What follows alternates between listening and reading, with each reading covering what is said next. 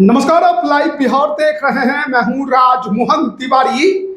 देखिए, बिहार विधानसभा चुनाव 2025 को लेकर लगातार अनेकों सीटों का विश्लेषण हम पहले कर चुके हैं और आज जिस सीट की चर्चा हम करने जा रहे हैं वो बीते साल भी काफी ज्यादा चर्चा में रहा और वहां के विधायक भी काफी ज्यादा चर्चा में रहे। जी हां, हम बात कर रहे हैं बरबीघा विधानसभा सीट की, जहां से अभी जेडीयू का कब्जा है, यानी कि जेडीयू के विधायक हैं। लेकिन क्या उनकी विधायकी बरकरार रहेगी? क्या 25 में जेडीयू उन पर ही भरोसा जताएगी या फिर अशोक चौधरी यहां पर कुछ कार्ड खेलने की तैयारी में जुटे हुए हैं? महागठबंधन में माहौल किसके पक्ष में जाएगा? इन तमाम मुद्दों पर बात करेंगे, सामाजिक समीकरणों पर बात करेंगे। हमारे साथ राजनीतिक विश्लेषक राय प्रतीक मौजूद हैं। तो कैसे देखते हैं बरबीघा विधानसभा को? नमस्कार तिवारी जी। बरबीघा जो है शेखपुरा जिले का विधानसभा क्षेत्र है और नवादा लोकसभा क्षेत्र का हिस्सा है, यानी विवेक ठाकुर। बिल्कुल, काफी जरखेज मिट्टी रही है शेखपुरा जिला। बिहार के प्रथम मुख्यमंत्री डॉक्टर श्री कृष्ण सिंह की जन्मभूमि रही है, कर्मभूमि रही है। दिग्गज नेता राजो सिंह की जन्मभूमि कर्मभूमि रही है। महावीर चौधरी जैसे दलित नेता की कर्मभूमि रही है बरबीघा शेखपुरा जिला। तो शेखपुरा जिला नया जिला बना पृथक होके। मुंगेर से पृथक लखीसराय हुआ, लखीसराय से पृथक शेखपुरा हुआ। नया जिला बनने के बाद शेखपुरा अभी तक विकास के मुख्य धारा से वंचित है। ना शेखपुरा क्षेत्र में कोई बड़ा उद्योग है या औद्योगिक क्षेत्र है। तो देखा जाएगा तो पूरे बिहार में आपको उद्योग नहीं नजर आएंगे। नहीं, औद्योगिक क्षेत्र तो कम से कम है। बियाडा की बड़ी बड़ी जमीन आस पड़ोस के बहुत सारे जिले में है। अभी तो काफी ज्यादा लैंड बैंक भी बन रहा है। शेखपुरा जिले में वैसा कोई उद्योग नहीं है। नीतीश कुमार का ध्यान नहीं गया, नहीं है। ना कोई मेडिकल कॉलेज है, ना कोई, मतलब इस तरह से शेखपुरा जो है विकास के मुख्य धारा से अभी भी वंचित है। मेडिकल कॉलेज तो लखीसराय में भी नहीं है। लखीसराय शेखपुरा इस सब का जो आसपास का इलाका है, कोई भी मेडिकल कॉलेज नहीं है। ये तो बहुत दुर्भाग्य है। और ये जो शेखपुरा जो क्षेत्र है, महाभारत काल से किंवदंती है। जो हिडिंबा हुआ करती थी, घटोत्कच, जो भीम की पत्नी हिडिंबा और पुत्र घटोत्कच, तो उसकी जन्मस्थली, आश्रय स्थली, शरण स्थली थी। उसी के नाम वहां एक पहाड़ है, तो वो पहाड़ को कहा जाता है, मान्यता है। और शेखपुरा मुस्लिम शासन अफगान काल में भी या बाद में ब्रिटिश काल में भी शेखपुरा बहुत चर्चा में रहा। बरबीघा विधानसभा, बरबीघा विधानसभा के चुनावी इतिहास पे हम आ जाते हैं। पहले तो चुनावी इतिहास पे ही बात कर लेते हैं। बरबीघा विधानसभा क्षेत्र के प्रथम विधायक हुए कृष्ण मोहन प्यारे सिंह 1952 में। 1957 में डॉक्टर श्री कृष्ण सिंह यहाँ से विधायक निर्वाचित हुए। श्री बाबू लड़ते थे हवेली खड़गपुर विधानसभा क्षेत्र से, मुंगेर जिले के। बरबीघा से भी लड़े 57 में, वहां से भी लड़े, यहाँ से भी लड़े, यहाँ से भी चुनाव जीत गए बिना प्रचार किए। वो चुनाव प्रचार करने नहीं जाते। श्री बाबू की क्षेत्र, श्री बाबू का क्षेत्र है माउर, वहां पे उनका गृह विधानसभा, गृह गांव जो है वो इसी विधानसभा क्षेत्र में आता है। 1962 में लीला देवी, 1967 और 69 में शिव शंकर सिंह चुनाव जीते। यही शिव शंकर सिंह है डॉक्टर श्री कृष्ण सिंह के बेटे।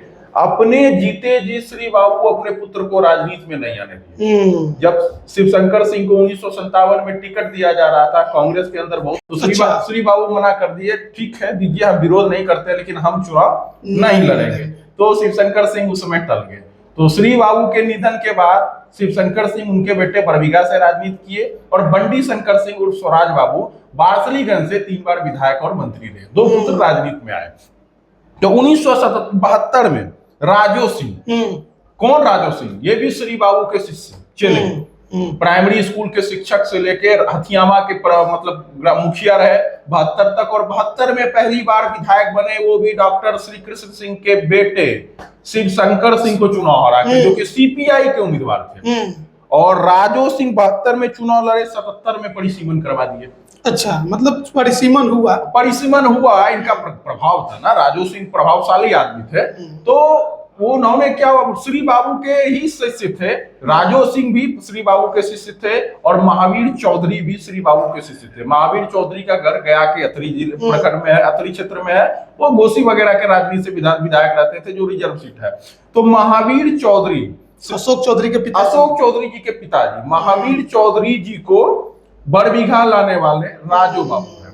दोनों, चाहे राजो बाबू हो या श्री बाबू, राजो बाबू हो या महावीर चौधरी जी, दोनों श्री बाबू के ही शिष्य थे।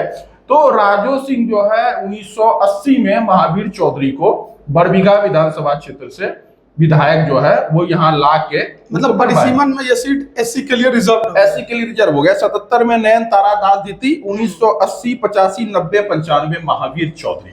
प्रभाव रहा, पासी समाज का वहाँ अच्छा खासा होल्ड है, डोमिनेंट भूमियारों का क्षेत्र है, लेकिन 80 में पासी समाज का ठीक ठाक वहां पे वोट है। 2002 और 2005 का फरवरी वाला चुनाव, अशोक चौधरी जी यहाँ से विधायक निर्वाचित हुए। 2005 में राम सुंदर राम कनौजिया, 2005 के नवंबर वाले में। 2010 में फिर परिसीमन हुआ, जनरल हो गया। गजानन साई यहाँ से विधायक निर्वाचित हुए। 2015 में और 20 में सुदर्शन सिंह, राजो बाबू के पोता, 2015 में कांग्रेस के टिकट पे, उस समय अशोक चौधरी कांग्रेस के प्रदेश अध्यक्ष थे, तो उनका ही रोल था। अशोक चौधरी के ही कृपा से, उन्हीं के मध्यस्थता से सुदर्शन सिंह को, राजो बाबू के पोते को पहली बार टिकट जो है बरबीघा में कांग्रेस से मिला और वो चुनाव जीते भी, ये कटु सत्य है। 2020 में अशोक चौधरी जदयू में थे, सुदर्शन चौधरी जी भी जदयू में आए और यहाँ से विधायक निर्वाचित हुए। महज मामूली 100 या 185 या 200, बहुत मामूली है, माइनर मार्जिन से चुनाव जीतने में कामयाब हुए।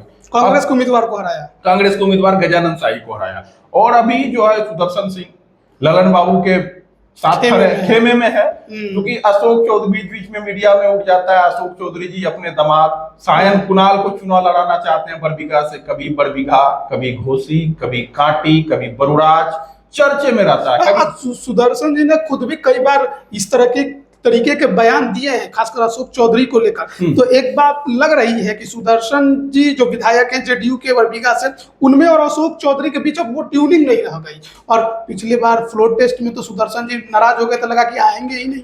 बिल्कुल बिल्कुल, फ्लोर टेस्ट की भी बात करें, उनका तो बार बार चलता है, कभी राजद जा रहे हैं, कभी ऐसी बातें चलती है। लेकिन देखना होगा कि जदयू में ही होल्ड करके रह पाते हैं, और अशोक चौधरी से बैर करके क्या बरबीघा में टिक पाएंगे? नहीं, देखिए, अशोक चौधरी जी का परिवार और सुदर्शन सिंह का परिवार दोनों तो मित्रवत परिवार रहा पहले रहा है। दोनों, राजो सिंह, महावीर चौधरी जी दोनों श्री बाबू के शिष्य थे और दोनों साथ में राजनीति करते थे, दोनों बरबीघा शेखपुरा की राजनीति करते थे। राजो बाबू ही महावीर चौधरी जी को आमंत्रित करके बरबीघा विधानसभा क्षेत्र लाए थे चुनाव, विधानसभा लड़ने के लिए। तो बाद में चलिए, राजो बाबू हत्याकांड में बहुत तरह का बहुत सारे चर्चा है, बहुत सारा नाम उछला, बहुत सारे विवाद आए, लेकिन उस चीज को अगर हम किनारे करते हैं तो राजो सिंह का परिवार और महावीर चौधरी का परिवार तो साथ रहा है। लेकिन हाल के समय में वो ट्यूनिंग नजर नहीं आती है। देखिए, सब पावर सेंटर की लड़ाई है और सब कुछ राजनीतिक लाभ होता है ना। अगर सुदर्शन सिंह की राजनीतिक महत्वाकांक्षा, वो बरबीघा से विधायक है, वो तो चाहेंगे नहीं कि, वो तो चाहेंगे हम विधायक रहे, वो तो अपना पद खोना नहीं चाहेंगे, अपना क्षेत्र, अपना जमीन, अपनी जो उनके पिताजी की जमीन है, जो उनके माताजी की जमीन है, जो उनके दादाजी की जमीन है, वो तो खोना नहीं चाहते। राजो बाबू एक समय में बहुत बड़े कद के नेता होते थे, धाकर नेता हुआ तो करते थे। उनके बेटे भी राजनीति में आए, उनकी माताजी जो राजो बाबू की पुत्र वधू थी, सुदर्शन सिंह की माता, वो भी शेखपुरा से विधायक रही। तो राजो बाबू 72 में चुनाव जीत के चल गए थे, शेखपुरा की राजनीति करने लगे।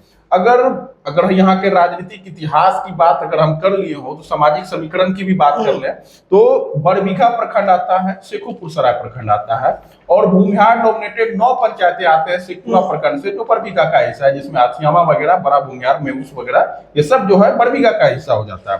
क्योंकि शेखपुरा एक नया जिला पृथक के राजो बाबू बनवाए, मुंगेर से लखीसराय बना, लखीसराय से शेखपुरा से बनाया, तो शेखपुरा में विकास अभी उस तरह से नहीं हुआ। लेकिन एक होता है ना कि दोनों सीट पे, भूमिहार डोमिनेटेड सीट है, दोनों सीट पे भूमिहार चुनाव नहीं लड़ सकते हैं। ये ऐसी वहां की मतलब गड़ी है, क्योंकि छोटा जिला है, बरबीघा से भूमिहार लड़ते हैं, और शेखपुरा जो सीट है मिश्रित आबादी सीट है, यहाँ धानुक भी है, कुर्मी भी है, भूमिहार भी 35,000 है, किसी भी जाति का 40,000 से ज्यादा वोट नहीं है। दावेदारी करते हैं राजो बाबू के ही एक पोते सत्यजीत सिंह, कांग्रेस के जिला अध्यक्ष है शेखपुरा के, वो शेखपुरा विधानसभा से टिकट मांगते हैं।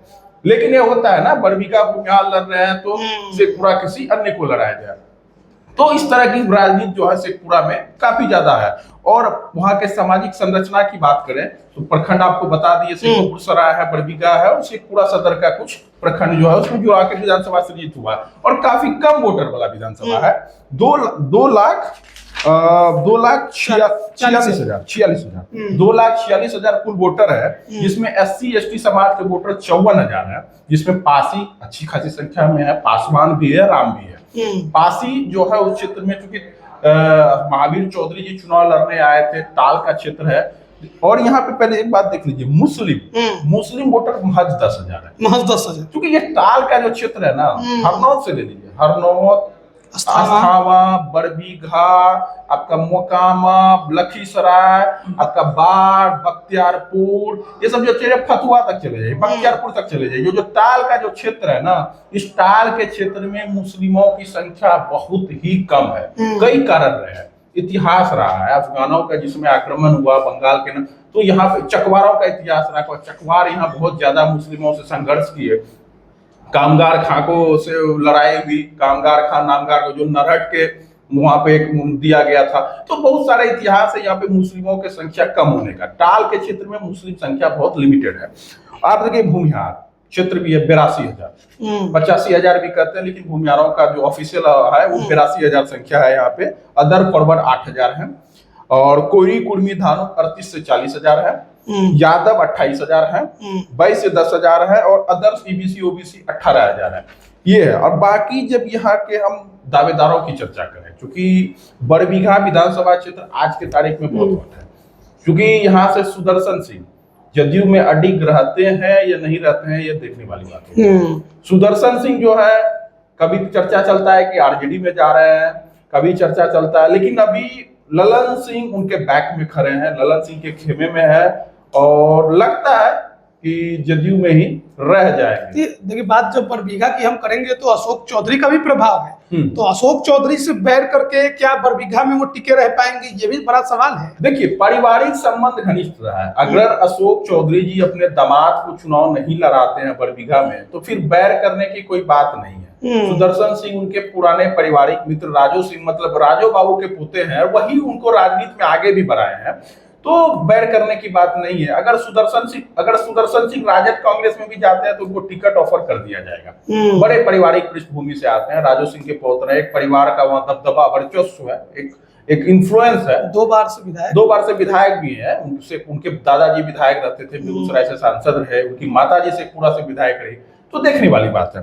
अगर बाय द चांस अगर जेडीयू में सुदर्शन कुमार का टिकट अगर कटता है, अगर इधर से उधर चले जाते, कटेगा नहीं, अगर स्वेच्छा से पाला बदलते हैं, तो जदयू के भीतर एक संगठन के पुराने धुरंधर है अंजनी सिंह, शरीर से काफी हैवी वेट है, जितने हैवी वेट वो है उतना ही क्षेत्र में वो मेहनत भी करते हैं।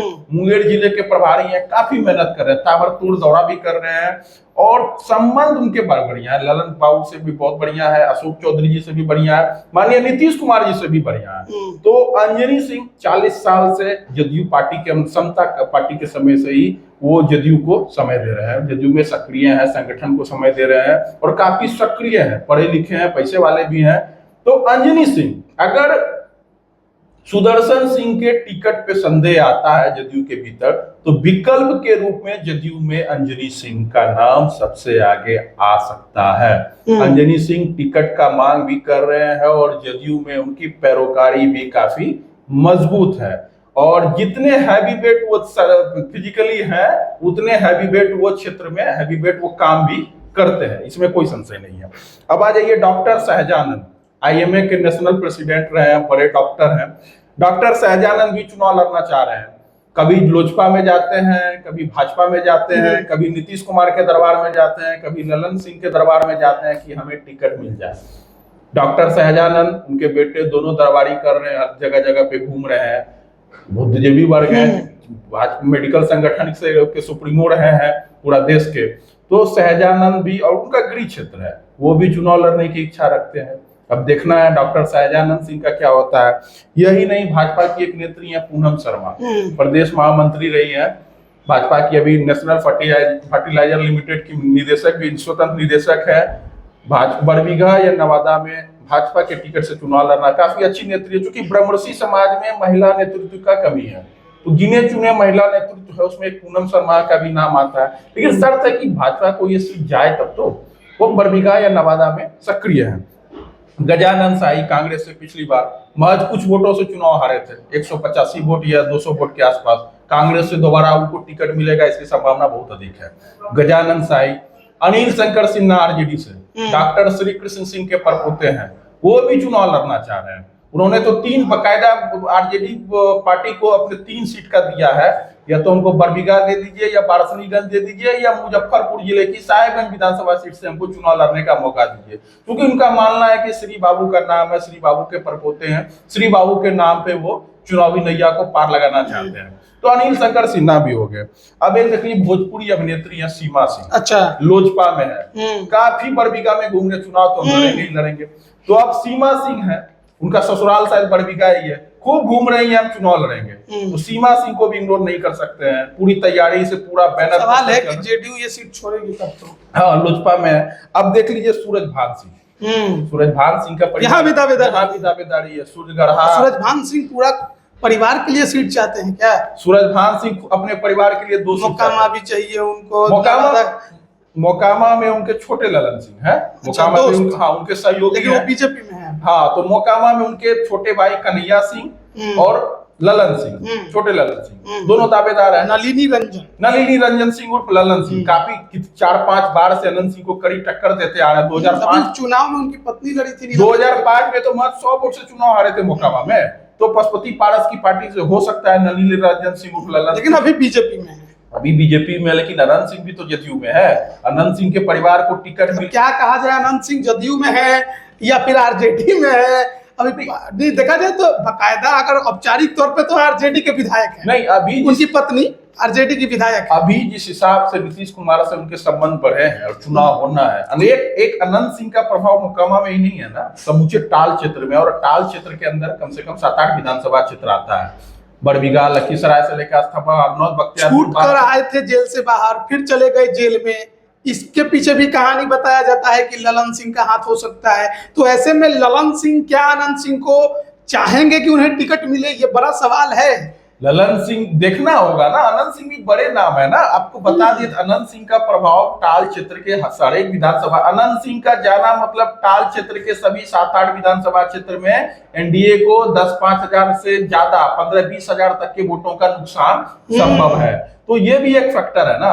अब देख लीजिए अशोक महतो है, उनकी पत्नी मुंगेर से लोकसभा का सांसद है, उनके लिए सीट नहीं मिल रहा है, बन रहा है। अब मोकामा ही लड़ सकती है, वहां तो वैकेंसी है आरजेडी। मोकामा में पशुपति पारस, सूरजभान सिंह भी तो आरजेडी में आ रहे हैं। ठीक है, आ रहे हैं, लेकिन कोई कंफर्मेशन नहीं है कि टिकट मिल ही जाएगा। नहीं, ऐसा है कि जीतन राम मांझी है एनडीए में, चिराग पासवान भी एनडीए में। दलित वोट को काउंटर करना बहुत जरूरी है। दलित तो क्या दलित वोट है पारस जी के पास? देखिए, बात यहाँ पे ये है कि वामपंथी पार्टी पूरे दलित वोट को काउंटर नहीं कर सकती है। उसके लिए देखिए, दलित के लिए वोट नहीं होता है ना, चेहरा बनाया जाता है। सवाल वही है बड़ा कि क्या पशुपति पारस वो चेहरा है? देखिए, पशुपति पारस रामविलास पासवान के भाई है, चेहरा है। और जब एक चिराग के सामने क्या वो चेहरा बन पाए? देखिए, चिराग की कोशिश तो नीतीश कुमार ने भी किया और बीजेपी ने भी किया, लेकिन नहीं बन पाए। देखिए, आपको कहना, ये आपको बता दें, किसी तीर को चलाने के लिए एक मजबूत तरकस और धनुष की जरूरत होती है। अगर राजद के तरकस में पशुपति पारस का तीर आ जाए तो ये चलेगा, क्योंकि एक मजबूत चेहरा को बनाया जाता है। लालू यादव की पहचान है चेहरा को बनाने के लिए, नेताओं को बनाने के लिए। अगर पशुपति पारस को कुछ रिजर्व सीटें और सूरजभान सिंह परिवार को 2 सीटें और एक मोकामा की सीटें उनके सहयोगी ललन सिंह के लिए दे दी जाती है, तो हो सकता है कि पशुपति पारस का जादू दलित वोट बैंक पे चले। ज्यादा नहीं चले, लेकिन पासवान वोट और कुछ अन्य दलित वोटों को काउंटर करने में सक्षम हो जाएंगे। और ये देखिए ना, आप देखिए, हो सकता है कि अशोक महतो की जो पत्नी है, इसके लिए अब सीट ही नहीं मिल रहा है। बारसलीगंज में देखिए, कांग्रेस मात्र 8-9 हजार वोट से चुनाव हारी है। कांग्रेस तो छोड़ेगी नहीं। वो छोड़ेगी नहीं क्या? लालू यादव जो चाहेंगे वो करेंगे। लोकसभा में तो उन्होंने वही किया। लोकसभा में अशोक महतो की पत्नी को लड़ाया, तो जरूरी नहीं है कि विधानसभा सीट चुनाव लड़ाएंगे। और उनके लिए सीट बच रही है तो शेखपुरा सदर की सीट, जो आरजेडी की सिटिंग सीट है, वहां से ज्यादा विधायक, तो हो सकता है वहां पे कुलमी धानुक विधायक उधर से सोनी की चुनाव लड़ते हैं, तो हो सकता है उनके सामने से पूरा सदन से उनको लड़ाया जाए। क्योंकि अभी बरबीघा फंसा हुआ है। बरबीघा का अशोक महतो को उतारने का क्या मतलब है? अशोक महतो को उतारने का मतलब है कि बैकवर्ड बनाम फॉरवर्ड करवाना। हम्म। तो उनको जाहिर तौर पे अशोक महतो को वहीं उतारा जाएगा जहां फॉरवर्डों पर निशाना साधा जा सके। उसके देखिए, लिए मोकामा बेहतर सीट है, देखिए बैक शेखपुरा भी बेहतर सीट है। शेखपुरा में देखो खुद बैकवर्ड यादव विधायक है वहां से। और ये देखिए बारसली, देखिए कुछ सीटें हैं ना, बारसलीगंज विधानसभा सीट देखिए वहां पे 1,09,000 भूमिहार वोटर है। तो वैसी सीटें पे जहां पे भूमिहार वोटर 1 लाख से ज्यादा है, हिसुआ देखिए नीतू सिंह कांग्रेस की सिटिंग सीट है। बारसलीगंज मात्र 8-9 हजार वोट से चुनाव जो है 10,000 के आसपास ही वोट से कांग्रेस वहां से चुनाव हारी है। तो ऐसी सीटें को कांग्रेस छोड़ना नहीं चाहेगी किसी कीमत पे। और अशोक महतो को देखिए कांग्रेस को सीटें तो छोड़नी है, 70 तो मिलने वाली नहीं है। देखिए अब उसमें कौन सीटें आएंगी, या तो कांग्रेस अकेले फिर चुनाव लड़ लेगी। 70 सीटें तो इस बार कांग्रेस लेगी। जिस हिसाब से कांग्रेस का रवैया देख रहे हैं, जिस हिसाब से डॉक्टर अखिलेश प्रसाद सिंह को प्रदेश अध्यक्ष के पद से मुक्त किया गया, भले उनको सीडब्ल्यूसी में बड़ी जिम्मेदारी दी जाए वो अलग बात है, लेकिन ये संकेत दे दिया गया कि हम सीटों से समझौता नहीं करेंगे। कन्हैया कुमार की एक्टिविटी देख लीजिए, प्रदेश में बढ़ी हुई है।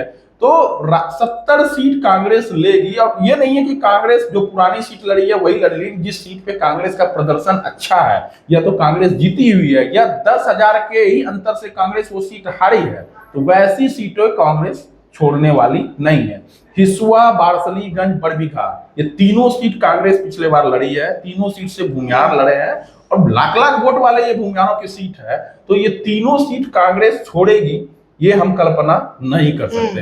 अशोक महतो की पत्नी का एडजस्टमेंट कहाँ होगा, आपसे पूरा कीजिए या कहीं की। महागठबंधन में दावेदार बस नहीं है। महागठबंधन में गजानन शाही कांग्रेस से दावेदार हैं और राजद से डॉक्टर श्री कृष्ण सिंह के प्रपोत्र अनिल शंकर सिन्हा दावेदार है। और भी दावेदार हैं, लेकिन प्रमुख ये एनडीए में कई दावेदार हैं। एनडीए में सुदर्शन सिंह है। सुदर्शन सिंह अगर इधर उधर हुए तो फिर अंजनी सिंह है, पूनम शर्मा है, डॉक्टर सहजानंद सिंह है, आपकी सीमा सिंह है, काफी दावेदार हैं।